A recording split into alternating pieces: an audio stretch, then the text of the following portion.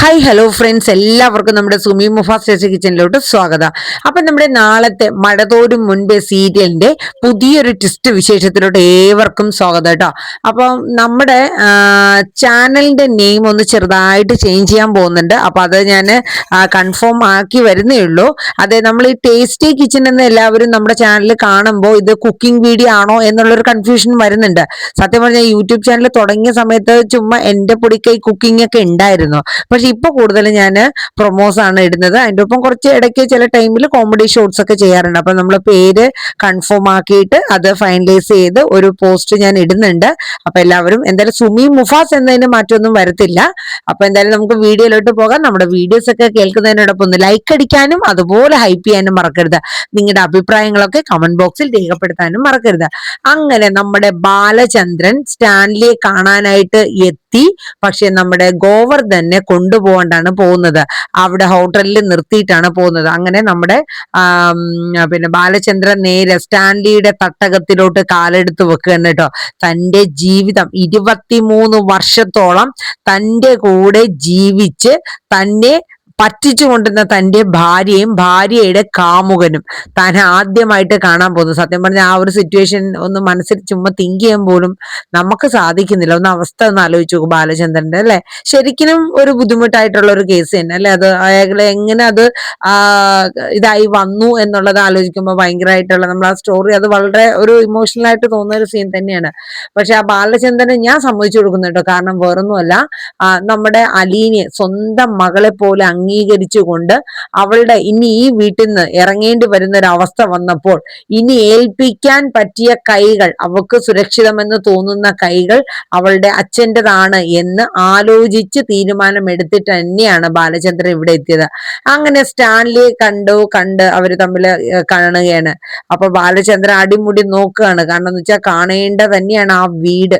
ഒരു കൊട്ടാരം പോലെയുള്ള ഒരു വലിയ വീട്, പട്ടികൾ കൊണ്ട് നിറഞ്ഞ വീട്, ഈ വലവും ഇടവും പട്ടികളും അങ്ങനെയൊക്കെ ഒരു എന്താ പറയണ, നമ്മളൊരു ഹൊറർ സ്റ്റൈല് വേണമെങ്കിൽ പറയാം കേട്ടോ. അമ്മാതിരിയുള്ള ഒരു വീടൊക്കെയാണ് സ്റ്റാൻലിയുടെ. അപ്പൊ സ്റ്റാൻലി ചോദിച്ചു ആരാണെന്ന് ചോദിക്കുന്നു. അപ്പൊ നമ്മൾ പറയുന്നുണ്ട്, ഞാൻ ഇങ്ങനെ പാലയിന്ന് വന്നിരിക്കുന്നതാണ്, എന്റെ പേര് ബാലചന്ദ്രനാണ്, അപ്പൊ എന്നെ അറിയാൻ വഴിയില്ല സ്റ്റാൻലി എന്നിങ്ങനെ പറഞ്ഞു. അപ്പൊ സ്റ്റാൻലി പറഞ്ഞു, ഞാൻ ഇതുവരെ നിങ്ങളെ കണ്ടിട്ടില്ല, എനിക്ക് അറിയില്ല, പരിചയം തോന്നുന്നില്ല, എന്തായിരുന്നു എന്നൊക്കെ കാര്യങ്ങള് സ്റ്റാൻലി ചോദിക്കണം. അപ്പൊ ഞാൻ സാറിനെ കാണാൻ വന്ന വേറൊന്നും അല്ല, എന്റെ പേര് പറഞ്ഞാൽ ഒരു പക്ഷെ നിങ്ങളെ അറിയില്ലായിരിക്കും, പക്ഷെ ഞാൻ ഇനിയൊരു പേര് പറഞ്ഞാൽ ഒരു പക്ഷെ നിങ്ങൾ അറിയും. അപ്പൊ അതാരാ, അത് ഏത് പേരാ? അപ്പൊ സ്റ്റാൻലി ചോദിക്കുമ്പോ തന്നെ നമ്മുടെ ബാലചന്ദ്രൻ പറയുന്നുണ്ട്, കൈതയ്ക്കൽ മാളിക വീട്ടിൽ വൈജയന്തി. ആ പേര് കേൾക്കണതും സ്റ്റാൻലിയുടെ നെഞ്ചൊന്ന് ഇടിയാണ്. ഈ 10-22 വർഷങ്ങൾക്ക് മുന്നേ പ്രണയിച്ച് എന്താ ആ രീതിയിലൊക്കെ ഒരു കാമുകിയും കാമുകനെയും പോലെ അവര് ഉല്ലാസിച്ച് നടന്ന ആ ഒരു രീതി, ആ ഒരു ജീവിതം, ആ ഒരു കാലഘട്ടം, അതൊക്കെ ഇങ്ങനെ ആലോചിച്ചെടുക്കുകയാണ്. സ്റ്റാൻലി ഒരു നിമിഷം പകച്ചു നിന്നു പോവാണ്. താൻ എന്തിനാ ഇപ്പൊ ഇങ്ങോട്ട് വന്ന് ഇതൊക്കെ പറയണം, താൻ എന്തിനാ എന്നെ കാണാൻ വന്നത്? അപ്പോഴേക്കും സ്റ്റാൻലിയുടെ വാക്കുകളൊക്കെ ഇടറാണ്. അപ്പം ബാലചന്ദ്രൻ ഒന്ന് ചിരിച്ചുകൊണ്ട് പറഞ്ഞു, അതെ, ഞാൻ കാണാൻ വന്നതിന്റെ ഉദ്ദേശം വേറെയാണ്. അപ്പോ വൈജയന്തി നിങ്ങൾക്ക് അറിയാതിരിക്കാൻ വഴിയൊന്നുമില്ല അല്ലേ എന്ന് ചോദിച്ചു. ആഗ്രയില് നിങ്ങളുടേതായിട്ടുള്ള കുറച്ച് ജീവിതം ഉണ്ടായിരുന്നല്ലോ, അപ്പൊ എന്തായാലും നിങ്ങൾ വൈജയെ മറക്കുകയൊന്നുമില്ല എന്ന് പറഞ്ഞു. അതെ, നിങ്ങൾ എന്ത് പറയാനാ വന്നത് പറഞ്ഞിട്ട് നിങ്ങൾ പൊക്കോളാൻ പറയുന്നുണ്ട്, നിങ്ങൾ എന്തിനാ ഇപ്പൊ ആ കാര്യവും ഇതൊക്കെ പറയുന്നത്? അല്ല, ഈ വൈജയന്തി എന്ന് പറയുന്നത് എന്റെ ഭാര്യയാണ്, അതുകൊണ്ട് എനിക്ക് ചില കാര്യങ്ങള് സ്റ്റാൻലി സാറിനെയും കൂടെ അറിയിക്കാനുണ്ട്. അതായത് നിങ്ങളെ പ്രണയിച്ച് നടന്ന കാലവും ആഗ്രയിൽ താമസിച്ച കാലവും ഒക്കെ നിങ്ങൾക്കറിയാം. പക്ഷെ നിങ്ങൾ അറിയാതെ പോയൊരു കാര്യം കൂടെ ഉണ്ട്. നിങ്ങൾ രണ്ടുപേരും അല്ലാണ്ട് ഒരാളും കൂടെ നിങ്ങൾക്കുണ്ട്. അതാരെന്നറിയാമോ? നിങ്ങളിൽ, അതായത് സ്റ്റാൻലിയിലും വൈജയന്തിയിലും പിറന്ന ഒരു മകൾ. ഈ ഭൂമിയൊക്കെ ഇടിവെട്ടി ഇങ്ങനെ പിളർന്നു നിൽക്കണ ഒരവസ്ഥയിൽ നമ്മുടെ സ്റ്റാൻലി പകച്ച് ശ്വാസം നിലച്ച് ഇങ്ങനെ നിൽക്കുന്ന സിറ്റുവേഷനാണ്. മകളോ, താൻ എന്തൊക്കെയാടോ വന്ന് ഈ വീട്ടിൽ വന്ന് ഇന്ന് പറയണേന്നും പറഞ്ഞ് സ്റ്റാൻലി ഭയങ്കരമായിട്ട് അങ്ങോട്ട് ഷൗട്ട് ചെയ്യണ്. അപ്പൊ ബാലചന്ദ്രൻ പറഞ്ഞു, താൻ ഇത്രയും തെറിക്കേണ്ട ആവശ്യമൊന്നുമില്ല, താനൊന്ന് അടങ്ങ്. അതെ, 10-22 വർഷം എനിക്ക് വൈജയന്തിയിൽ 3 മക്കളുണ്ട്. ഈ 3 മക്കളുണ്ടായി ഈ 22 വർഷം കഴിഞ്ഞതിന് ശേഷമാണ് തന്റെയും എന്റെ ഭാര്യയായ വൈജയന്തിയുടെയും ഈ കഥകളൊക്കെ ഞാൻ അറിയുന്നത്. അതിൽ തനിക്കൊരു മകൾ ഉണ്ടെന്നും ഞാൻ അറിയുന്നത് അപ്പോഴാണ്. അപ്പൊ ഈ ജീവിതത്തിലെ ഏറ്റവും വലിയ വിഡ്ഢി ഞാനല്ലേ? എന്നെ ചതിച്ച് എന്നെ വഞ്ചിച്ച് എന്റെ ജീവിതം തുലച്ച് നിങ്ങൾ രണ്ടുപേരെയും ഞാനൊന്ന് കാണണ്ടേ? കാണേണ്ട കാര്യമില്ലേ? സ്റ്റാൻലി സാറേ, കേണൽ സ്റ്റാൻലി സാറേ എന്നും പറഞ്ഞ് ബാലേന്ദ്രൻ ചോദിക്കണം. സ്റ്റാൻലിയും വിട്ടുകൊടുക്കോ? താൻ എന്തൊക്കെ കഥകളാണോ വന്ന് ഈ പറയണത്? മകളോ? താൻ വന്നു കയറി പറഞ്ഞ് വൈജയന്തിയുടെ പേരും പറഞ്ഞ് ഒരു മകളുണ്ടെന്നൊക്കെ പറഞ്ഞ് വിശ്വസിക്കാൻ ഞാൻ എന്നാ? താനേ ആളും തരവും നോക്കി കളിക്കെന്ന് പറയും. അപ്പൊ ബാലചന്ദ്രൻ പറയും, ഞാൻ ആളും തരവൊക്കെ നോക്കി മനസ്സിലാക്കി തന്നെയാ സ്റ്റാൻലി സാറ് ഇങ്ങോട്ട് വന്നിരിക്കണത്. ഇനിയിപ്പോ ഞാനൊരു കാര്യം പറയാം. ഈ ബാലചന്ദ്രൻ തന്റെ വീട്ടില് ഒരു ഹോം നേഴ്സ് ആയിട്ടാണ് തന്റെ മകളെ ആദ്യമായിട്ട് കൊണ്ടുവരുന്നത്. പിന്നീടാണ് ഞാൻ ഈ കഥകളൊക്കെ അറിയുന്നത്. എന്തായാലും അവളിപ്പോ ആ വീട് വിട്ട് പോവാണ്. എനിക്ക് അവളെ അങ്ങനെ തെരുവിലിറക്കി വിടാൻ പറ്റില്ല. ഒരു മകളുടെ സ്ഥാനം എനിക്ക് 3 മക്കളാണ്. അവൾ എന്റെ മൂത്ത മകൾ കൂട്ടി 4 മക്കളാ ഇട്ടേ ഞാൻ അവളെ കണ്ടിട്ടുള്ളത്. എന്റെ മക്കളിൽ ഒരുവളായിട്ട് മൂത്തവളായാണ് ഞാൻ അവളെ കണ്ടേക്കണത്. അപ്പൊ ഇനി അവള് സുരക്ഷിതമായ ഒരു കൈകളിൽ എനിക്ക് ഏൽപ്പിക്കണം അവളെ. എനിക്ക് അവളെ അല്ലാണ്ട് ഇറക്കി വിടാൻ പറ്റില്ല. അതുകൊണ്ട് ഇതിനൊരു തീരുമാനം നിങ്ങൾ പറഞ്ഞേ പറ്റുള്ളൂ എന്ന് കടുപ്പിച്ചുകൊണ്ട് ബാലചന്ദ്രൻ പറയുകയാണ്. അപ്പൊ സ്റ്റാൻലി ആകെ പകച്ചു കുനിഞ്ഞ് അമ്പരന്ന് നിൽക്കുകയാണ്. കാരണം എന്ന് വെച്ചാൽ തന്റെ ജീവിതത്തിൽ വന്നുപോയൊരു സ്ത്രീ തന്നെയാണ് വൈജയന്തി. പക്ഷെ ഒരു കുഞ്ഞുണ്ടായി എന്നുള്ളത് നമ്മുടെ സ്റ്റാൻലിക്ക് വിശ്വസിക്കാൻ പറ്റാത്ത ഒരു സിറ്റുവേഷൻ ആയിപ്പോയി. അങ്ങനെ സ്റ്റാൻലി ഒരു നിമിഷം പകച്ചിങ്ങനെ നിൽക്കാൻ കേട്ടോ. ആ സമയത്ത് നമ്മുടെ ബാലചന്ദ്രൻ പറഞ്ഞു, അവൾക്ക് 22 വയസ്സുണ്ട്. പക്ഷെ വേറൊരു കാര്യം കൂടെ ഉണ്ട്, നിങ്ങൾ അറിയാത്തൊരു ട്വിസ്റ്റ്.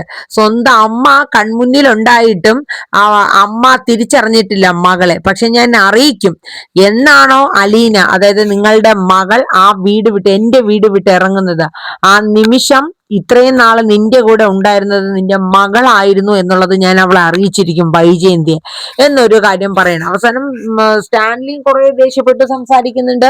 ബാലചന്ദ്രൻ അതിനേക്കാൾ ഏറെ ഷൗട്ട് ചെയ്ത് സംസാരിക്കുന്നുണ്ട്. അവൻ ഒടുവില് ബാലചന്ദ്രൻ പറഞ്ഞു, എന്തായാലും നിങ്ങൾ ഒരു തീരുമാനം എടുക്കേണ്ടി തന്നെ വരും. ഞാൻ രണ്ടും കൽപ്പിച്ച് തന്നെയാണ് നിൽക്കുന്നത്.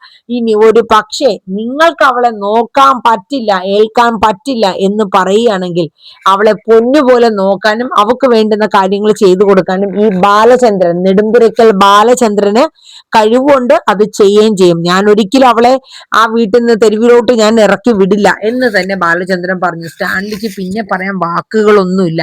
ബാലചന്ദ്രന് മുന്നിലെ തല കുനിഞ്ഞു നിൽക്കുന്ന ഒരവസ്ഥയാണ് സ്റ്റാൻലിക്ക് വന്നത്. അപ്പൊ സ്റ്റാൻലിയുടെ കൈ പറഞ്ഞു, ഞാനൊന്ന് ആലോചിക്കട്ടെ, ഞാൻ പറയാം എന്നിങ്ങനെ പറയുന്നുണ്ട്. എന്നിട്ട് ബാലചന്ദ്രന്റെ നമ്പറും കാര്യങ്ങളും അഡ്രസ്സൊക്കെ മേടിച്ചു വെക്കുന്നുണ്ട്. എന്നിട്ട് ബാലചന്ദ്രൻ ഒന്നും കൂടെ കാര്യങ്ങളൊക്കെ പറഞ്ഞ് തറപ്പിച്ച് നോക്കി. എന്താ പറയണ, ബാലചന്ദ്രൻ ഏത് രീതിയിലാണോ പോയത് അതിനേക്കാൾ നന്നായിട്ട് തന്നെ പെർഫോം ചെയ്തിട്ട് തന്നെയാണ് സ്റ്റാൻലിയുടെ ആ തട്ടകത്തിൽ നിന്ന് ബാലചന്ദ്രൻ കാല് തിരിച്ചു വെക്കുന്നത്. കാരണം അങ്ങനെ അങ്ങ് വിട്ടാൽ പറ്റില്ലല്ലോ. തന്റെ ജീവിതത്തിലെ വില്ലൻ, ഒന്നും അറിയാണ്ട് തന്റെ ഭാര്യയും കാമുകനും കൂടെ 22 വർഷത്തോളം തന്നെ പറ്റിച്ച് വഞ്ചിച്ച നീചനും നീചയും എന്നൊരു പേരിൽ എന്നെ ബാലേന്ദ്രൻ പറഞ്ഞിട്ടാണ് അവിടെ നിറങ്ങുന്നത്. അങ്ങനെ ബാലചന്ദ്രൻ തിരിച്ച് റൂമിലോട്ട് വരികയാണ്. അപ്പൊ വരുന്ന സമയത്ത് നമ്മുടെ ഗോവർദ്ധൻ ഉണ്ട്. അപ്പൊ ഗോവർദ്ധനം വീണ്ടും വീണ്ടും ചോദിക്കുന്നുണ്ട് ബാലചന്ദ്രനോട്, എവിടെയായിരുന്നു ബാലേട്ട പോയത്? അന്നേരമാണ് ഗോവർദ്ധന്റെ അടുത്ത് നടന്ന കാര്യങ്ങളൊക്കെ പറയണത്. ഒരു വല്ലാത്ത ഷോക്കായിരുന്നു ഗോവർദ്ധന്. അതായത് വൈജയന്തി ചേച്ചിക്ക് ഇങ്ങനെ ഒരു മുഖം കൂടെ ഉണ്ടായിരുന്നോ, വൈജയന്തിക്ക് ഇങ്ങനെ ഒരു മുഖം ഉണ്ടായിരുന്നോ എന്നുള്ളത് ഗോവർദ്ധന് വിശ്വസിക്കാൻ പറ്റാത്തൊരു സിറ്റുവേഷൻ ആയിരുന്നു. കാരണം എന്ത് പറയണോന്നറിയില്ല. പക്ഷെ ഗോവർദ്ധനൻ അത് ഇരുന്ന് പതിയെ മനസ്സിലാക്കി എടുക്കാൻ പോലും ശ്രമിച്ചിട്ട് സാധിക്കുന്നില്ല. അങ്ങനത്തെ ഒരു സിറ്റുവേഷൻ ആയിരുന്നു. അപ്പം ഇതേ സമയം നമ്മുടെ ബാലചന്ദ്രനും ഗോവർദ്ധനും പിന്നെ തിരിച്ചു വരികയാണ്. കാരണം സ്റ്റാൻലി ഇനി ഒരു വിവരം എന്താണെന്നുള്ള മറുപടി പറയണമല്ലോ. അങ്ങനെ അവര് വീട്ടിലെത്തി. ആ സമയം അലീനയും നമ്മുടെ ഭവിതയൊക്കെ വീട്ടിലെത്തിയിട്ടുണ്ടായിരുന്നു. അങ്ങനെ അലീന നേരെ ബാലചന്ദ്രന്റെ അടുത്ത് ചെന്നിട്ട് ചോദിക്കുന്നുണ്ടായിരുന്നു, അച്ഛൻ നീലഗിരിക്കൊക്കെ പോയത് അറിഞ്ഞായിരുന്നു, അച്ഛൻ എങ്ങോട്ടാണ് പോയത്, യാത്ര പോയത് എവിടെയാണെന്നൊക്കെ ചോദിക്കുന്നുണ്ട്. അപ്പൊ ബാലചന്ദ്രൻ പറഞ്ഞു, എനിക്ക് നീ ഈ വീട്ടിൽ നിന്ന് ഇറങ്ങി പോകും എന്ന് പറഞ്ഞ സമയത്ത് തന്നെ എനിക്ക് നിന്റെ കാര്യത്തിൽ ഒരു തീരുമാനം എടുക്കാൻ പറ്റാണ്ടായി. ഞാൻ ഒടുവിൽ ആലോചിച്ചു എന്താണ് ചെയ്യേണ്ടത്. അപ്പൊ ഞാൻ നിന്നെ സുരക്ഷിതമായ കൈകളിൽ തന്നെ ഏൽപ്പിക്കും മോളെ, നീ പേടിക്കേണ്ട ആവശ്യം ഇല്ല എന്നുള്ള രീതിയിലൊക്കെ ബാലചന്ദ്രൻ പറയാണ്. അപ്പം നമ്മുടെ അലീന പറഞ്ഞു, എനിക്ക് എന്റെ ജീവിതത്തിൽ അച്ഛനായിട്ട് ഞാൻ ആകെ കണ്ടെത്തുന്നത് ഈ അച്ഛൻ തന്നെയാണ്, എനിക്ക് അത് മതി, എനിക്ക് വേറെ ആരും വേണ്ട. പിന്നെ എന്നെ ഓർത്ത് അച്ഛൻ വേവലാതിപ്പെടണ്ട, കാരണം ഞാൻ മനുവേട്ടനോട് പറഞ്ഞിട്ടുണ്ട് എവിടെയെങ്കിലും ഒരു ജോലി ശരിയാക്കി തരാൻ, ഞാൻ അങ്ങനെയെങ്കിലും ജോലി ചെയ്തോളാം. ഇനി ഒരു പക്ഷെ അമ്മ തിരിച്ചു വന്നതിന് ശേഷം എനിക്ക് തിരിച്ച് ഈ വീട്ടിലോട്ട് തന്നെ വരാൻ പറ്റുകയാണെങ്കിൽ ഞാൻ തിരിച്ചു വരും. എനിക്കൊരിക്കലും ഇവിടെ നിന്ന് പോകാൻ ഇഷ്ടമായിട്ടല്ല അച്ഛാ ഞാൻ ഇവിടെ നിന്ന് പടിയിറങ്ങുന്നത്. പക്ഷെ ഞാൻ പോയില്ലെങ്കിൽ അമ്മ ഇങ്ങോട്ട് വരില്ല, അതുകൊണ്ട് മാത്രമാണ്. അപ്പൊ എനിക്ക് എപ്പോ വേണമെങ്കിലും വരാലോ. അമ്മ എന്നെ ഉൾക്കൊള്ളുന്ന അല്ലെങ്കിൽ എന്നെ അക്സെപ്റ്റ് ചെയ്യുന്ന സമയത്ത് എനിക്ക് ഈ വീട്ടിൽ വരാലോ അച്ഛാ എന്നൊക്കെ പറയുന്നുണ്ട്. അതൊക്കെ പറയുമ്പോ ബാലചന്ദ്രന്റെ കണ്ണുകൾ നിറയണം കേട്ടോ. അപ്പൊ ബാലചന്ദ്രൻ പറഞ്ഞു, നീ എന്നും എന്റെ മൂത്ത മകളുടെ സ്ഥാനം തന്നെയാണ്, നിനക്ക് എപ്പോ എന്താവശ്യം ഉണ്ടെങ്കിലും നിന്റെ വിളിപ്പുറത്ത് ഞാൻ ഉണ്ടാകും. നീ അതൊന്നും ഓർത്ത് വിഷമിക്കണ്ട. പക്ഷെ നിന്റെ അച്ഛന്റെ കൈകളിൽ എനിക്ക് നിന്നെ സുരക്ഷിതമായി ഏൽപ്പിക്കണം. നീ ആരും ഇല്ലാത്തവളല്ല, നീ അവിടെ ഇവിടെയും പോയി വീട്ടു ജോലി ചെയ്ത് ജീവിക്കേണ്ട ഒരു കുട്ടിയുമല്ല, നിനക്ക് അച്ഛനും ഉണ്ട്, നിനക്ക് അമ്മയും ജീവനോടെ ഇരിപ്പുണ്ട്, മനസ്സിലായില്ലേ എന്നൊക്കെ പറഞ്ഞ് ബാലചന്ദ്രൻ അലീനെ പറഞ്ഞ് ആശ്വസിപ്പിക്കുകയാണ് കേട്ടോ. പക്ഷെ അലീനയ്ക്ക് ഇങ്ങനെയൊക്കെ ആണെങ്കിൽ ഒരു ധൈര്യം അലീനയ്ക്ക് ഉണ്ടായിരുന്നു. അധികം ഇമോഷണൽ ആവേണ്ട, സങ്കടം ഉള്ളിൽ ഒതുക്കി കടുപ്പിച്ച് പിടിക്കാനുള്ള ഒരു കഴിവ് അലീനയ്ക്ക് ആ സമയത്ത് ഉണ്ടായിരുന്നു. അതുകൊണ്ട് അലീന പതറാണ്ട് തന്നെ ബാലചന്ദ്രന്റെ മുന്നിൽ നിൽക്കുകയാണ്. ഒടുവില് നമ്മുടെ ബബിതയും അവരൊക്കെ അറിയണം അലീന ഇങ്ങനെ പോവുമെന്ന്. അപ്പോ അലീന ഇങ്ങനെ പോകുന്നുള്ള അറിഞ്ഞിട്ട് കൃഷ്ണമോക്കും ബബിതയ്ക്കും രോഹിത്തിനൊക്കെ ഭയങ്കര സങ്കടമാണ്. ബാലചന്ദ്രന്റെ അടുത്ത് പോയി കുറേ നേരം പറഞ്ഞു, അച്ഛ അലീന ചേച്ചീനെ വിടണ്ട അച്ഛ, അച്ഛൻ പറഞ്ഞു അലീന ചേച്ചി ഇവിടെ നിൽക്കും, അച്ഛൻ പോണ്ടെന്ന് പറയച്ച എന്ന് പറഞ്ഞിട്ട് കൃഷ്ണമോൾക്ക് ഭയങ്കര സങ്കടമാണ്. നമ്മുടെ ബബിതയ്ക്കും അതുപോലെ തന്നെ. അപ്പോഴേക്കും അലീന അവരെ മൂന്നുപേരെ സമാധാനിപ്പിക്കുന്നുണ്ട്, ഞാൻ ഇവിടെ നിന്ന് എന്നേക്കുമായിട്ട് പോകുന്നില്ല, എപ്പോ വേണമെങ്കിലും എനിക്ക് നിങ്ങളെ കണ്ടൂടെ, ഞാൻ ഓടിയെത്തും, ഞാൻ എന്നേക്കുമായിട്ട് പോണല്ല, ഞാൻ ചിലപ്പോ തിരിച്ച് ഇങ്ങോട്ട് തന്നെ വരും എന്നൊക്കെ പറഞ്ഞ് അവരെ സമാധാനിപ്പിക്കുന്നുണ്ട്. പക്ഷെ ബാലചന്ദ്രൻ അറിയാം അലീനയ്ക്ക് ഒരിക്കലും ഈ വീട് വിട്ട് പോകുന്നത് ഇഷ്ടമല്ല, കാരണം കൂടപ്പിറപ്പുകളെയും എന്നെയും അല്ലെങ്കിൽ വൈജയന്തിനെയും വിട്ട് പോകുന്നത് ഇഷ്ടമല്ല. പക്ഷെ സാഹചര്യങ്ങൾ അവളെ ആ രീതിയിൽ എത്തിച്ചു എന്നുള്ളതാണ്. അങ്ങനെ അവരെയൊക്കെ സമാധാനിപ്പിച്ച് അലീന നിർത്തുന്നുണ്ട്. അത് കഴിഞ്ഞ് നമ്മുടെ ടോണിയെ കാണിക്കുന്നുണ്ട് കേട്ടോ. ടോണി നമ്മുടെ ഷെറിന്റെ കുഞ്ഞിന് വേണ്ടിയിട്ടുള്ള ഒരു യാത്ര നടത്തിക്കൊണ്ടിരിക്കുകയാണ് കേട്ടോ. ഒരുപാട് സ്ഥലങ്ങളിൽ പോകുന്നുണ്ട്, അന്വേഷിക്കുന്നുണ്ട്. അവസാനം ഒടുവിൽ ടോണിക്ക് ചിന്നുമോളെ കുറിച്ചുള്ള, അതായത് ചിന്നുമോളാണെന്ന് അറിയില്ല, പക്ഷെ ഷെറിന്റെ കുഞ്ഞിനെ കുറിച്ചുള്ള ഒരു വിവരം കിട്ടുന്നുണ്ട്. കഴക്കൂട്ടം ഓർഫനേജിൽ ആ കുഞ്ഞിനെ ഏൽപ്പിച്ചിട്ടുണ്ട് എന്നുള്ള വിവരം കിട്ടുകയാണ്. പക്ഷെ നമ്മുടെ ഷെറിന്റെ കുഞ്ഞ് നമ്മുടെ ചിന്നുമോളാണ് കേട്ടോ. ആ ഒരു സസ്പെൻസ് നമ്മൾ ആദ്യമേ തന്നെ മനസ്സിലാക്കിയതാണ്, അത് ഇനി എത്തുന്നുണ്ട് അല്ലെ. അപ്പൊ നമ്മുടെ അലീനയും നമ്മുടെ ചിന്നുമോളൊക്കെ ഒരേ ഇതായിട്ടൊക്കെ ഇനി വരാൻ പോണ്, കസിൻസ് ഒക്കെ ആയിട്ട് അല്ലെ. നമ്മൾ കഴിഞ്ഞ എപ്പിസോഡിൽ നമ്മൾ പറഞ്ഞായിരുന്നു. അപ്പൊ നമ്മുടെ ടോണി കഴക്കൂട്ടം ആ ഒരു ഓർഫനേജ് വരെ വന്നെത്തി നിൽക്കുകയാണ്. അവിടെ നിന്ന് ഇനിയും കണ്ടെത്താൻ അധിക സമയമൊന്നുമില്ല. ടോണി നമ്മുടെ ഷെറിന്റെ കുഞ്ഞിനെ കണ്ടെത്തുക തന്നെ ചെയ്യും. അത് കഴിഞ്ഞ് പിന്നീട് കാണിക്കുന്ന സീൻ എന്ന് പറയുന്നത് നമ്മുടെ ബാലചന്ദ്രൻ നമ്മുടെ മനുശങ്കറിനെ കാണുകയാണ്, കണ്ടിട്ട് കാര്യങ്ങളൊക്കെ പറയുന്നുണ്ട്.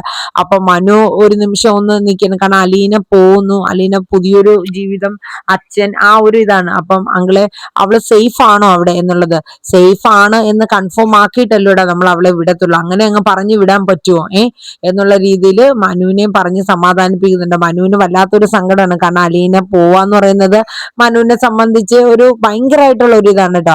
അങ്ങനെ ഒടുവിൽ നമ്മുടെ സ്റ്റാൻലി നമ്മുടെ ബാലചന്ദ്രനെ വിളിക്കുകയാണ്, അതായത് താൻ തന്റെ മകളെ ഏറ്റെടുക്കാൻ തയ്യാറാണ് എന്ന ഒരു കോളാണ് ബാലചന്ദ്രന് വരുന്നത്. പക്ഷെ ബാലചന്ദ്രന് അതൊരു ദുഃഖകരമായ കാര്യം തന്നെയാണ്. കാരണം എന്ന് വെച്ചാൽ അലീനെ അങ്ങനെ പറിച്ചു കൊടുക്കുന്നത് ബാലചന്ദ്രൻ അത് ഒട്ടും തന്നെ മനസ്സുകൊണ്ട് അംഗീകരിക്കാൻ പറ്റാത്തൊരു കാര്യമാണ്. പക്ഷെ അത് പോരാ, അവളുടെ സ്വന്തം അച്ഛനാണ്, ആ അച്ഛന്റെ ആ ഒരു സ്നേഹവും അല്ലെങ്കിൽ ആ ഒരു ഇതും ഒക്കെ അവൾ അറിയണം. പിന്നെ അവൾ അവിടെ സാറ്റിസ്ഫൈഡ് അല്ല എന്നുണ്ടെങ്കിൽ അവളെ കൊണ്ടുവരികയും ചെയ്യും ബാലചന്ദ്രൻ. അപ്പൊ എന്തായാലും നമ്മുടെ മഴതോരും മുമ്പേ സീരിയല് വളരെ അടിപൊളി വമ്പൻ ട്വിസ്റ്റിലാണ് പോട്ടോ, ഇഴയ്ക്കലൊന്നും ഇല്ല, ഡയറക്റ്റ് കാര്യങ്ങളെല്ലാം പറഞ്ഞ് വേഗം വേഗം തന്നെ അങ്ങ് എത്താണ്. അപ്പൊ നമുക്ക് കാത്തിരിക്കാം ഇനി വരാൻ പോകുന്ന പുതിയ വിശേഷങ്ങൾ എന്തൊക്കെയാണെന്ന്. അപ്പൊ എല്ലാവർക്കും നല്ലൊരു ശുഭരാത്രി പറയുന്നു. ഒപ്പം തന്നെ നമ്മുടെ വീഡിയോസ് കേൾക്കുന്നതിനോടൊപ്പം ലൈക്കും ഹൈപ്പും പിന്നെ നിങ്ങളുടെ അഭിപ്രായങ്ങൾ ഒന്ന് കമന്റ് ബോക്സിൽ എന്തെങ്കിലുമൊക്കെ ഒന്ന് രേഖപ്പെടുത്താവോ പ്ലീസ്, എന്തെങ്കിലുമൊക്കെ ആ ഒരു കൊതി ഉണ്ടാട്ടോ പ്ലീസ്. അതുകൊണ്ട് ഒന്ന് നിങ്ങളുടെ കമന്റ്സ് ഒക്കെ വായിക്കാനായിട്ടാണ്. കുറച്ച് പേര് 1-2 പേരൊക്കെ ഇടയ്ക്ക് ഇടുന്നുണ്ട് കേട്ടോ. അത് ഒരുപാട് നന്ദിയുണ്ട്. നിങ്ങളുടെ ലൈക്ക് എനിക്ക് കിട്ടുന്നുണ്ട്. ഒരുപാട് നന്ദി. അപ്പൊ താങ്ക് യു. അപ്പൊ ഒരു നല്ല good night and sweet dreams പറഞ്ഞുകൊണ്ട് നിർത്തുന്നു. Tata, bye bye.